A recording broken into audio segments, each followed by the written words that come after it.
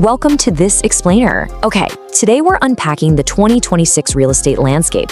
And if you've been watching the market lately, you know it feels like we are looking at two completely different worlds right now, largely depending on your bank account. So let's get right into the data and figure out what's really going on. Let's dive into this massive number right out of the gate. According to the latest State of the Nation's housing report, home prices have surged a staggering 54% nationwide since 2020. In 73 of the nation's 100 largest markets, prices are up more than 50%. This is bringing some very relatable pain to everyday buyers because the median single-family home price now sits at nearly 5 times the median household income. That completely shatters the historical price-to-income ratio of 3.2 that we saw back in the 1990s. In plain English, your paycheck is stretching a whole lot less when it comes to buying a home today. To make sense of all this, here's how we're going to connect to these dots today. We'll start with the macro housing picture, then explore the resilient luxury market, pivot over to commercial and industrial shifts, examine green policies and PropTech, and finally, give you the tools for navigating the 2026 landscape. Starting with part 1, the macro housing picture, finding the baseline. Before we look at the extremes of the market, we really need to ground ourselves in the shared reality of housing today. The big story here? Newfound stability. According to Bankrate's industry analysts, while we absolutely aren't seeing a return to those wild pandemic-era lows of 3%, mortgage rates are actually projected to hover around a much more stable 6% for the year.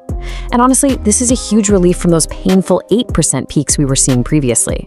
For the everyday buyer, this means a slight boost in buying power, but it also means we might see a sudden resurgence in competition if rates happen to dip into the high 5s.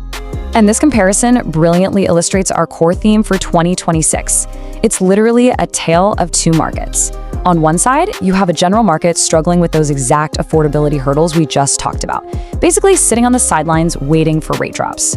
But on the other side, you have this surging luxury sector characterized by cash buyers, massive equity, and frankly, an absolute imperviousness to broader macroeconomic factors.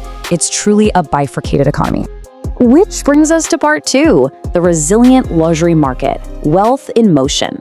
Let's look at how the high end is building an entirely separate economy that's actually outperforming the overall market. So what is actually driving this luxury boom? Well, it's not just standard income. We're talking about unprecedented, massive capital influxes. Look at these drivers from the Sotheby's 2026 Luxury Outlook. We are right in the middle of a $124 trillion intergenerational wealth transfer, and $25 trillion of that is moving specifically through real estate. Add to that a stock market hitting all-time highs, which obviously loosens the purse strings for high net worth individuals, and here is a surprising fact to keep you on your toes. 51% of Gen Z now hold crypto assets globally. We are starting to see that digital wealth directly fund physical ultra-luxury real estate purchases. To put a face to these wild numbers, check out this stunning $54.5 million penthouse at the Four Seasons private residences in Abu Dhabi. It completely shattered previous sales records in the region, and here's the kicker, it's still under construction. Transactions exactly like this one, alongside an $87.5 million penthouse contract recently signed in Manhattan, prove the immense, unyielding appetite for premium properties.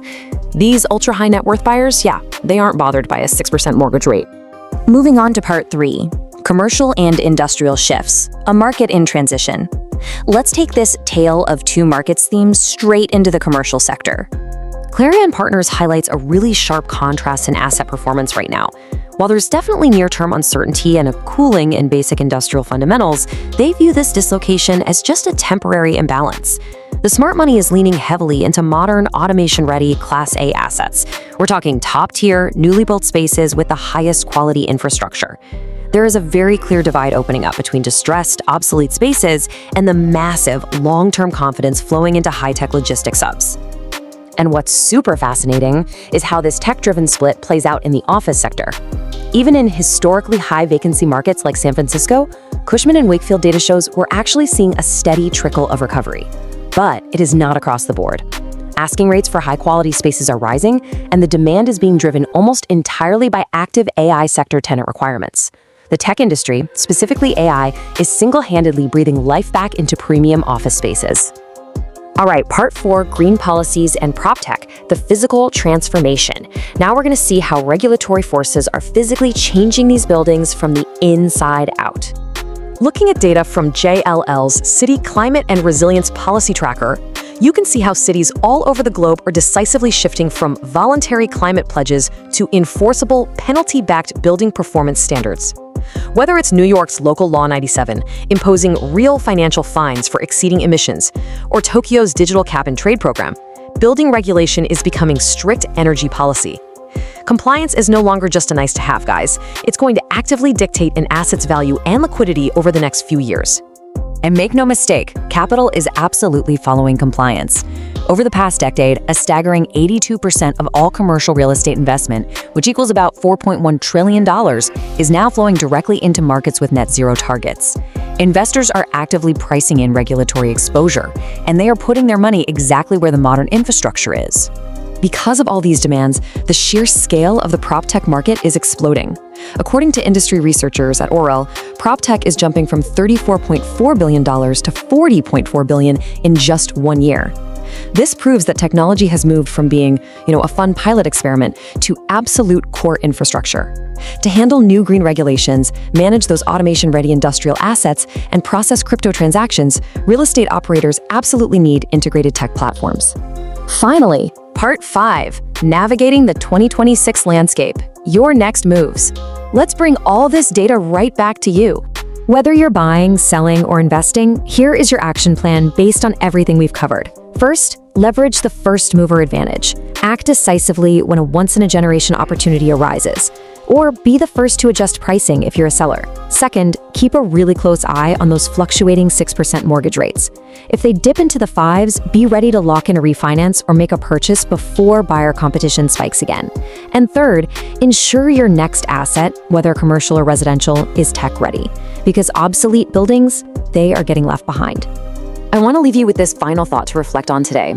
As this incredible 2026 market continues to split right down the middle between the luxury and the general, the tech-enabled and the traditional, the green-compliant and the totally obsolete, which side of the divide will your next real estate move land on?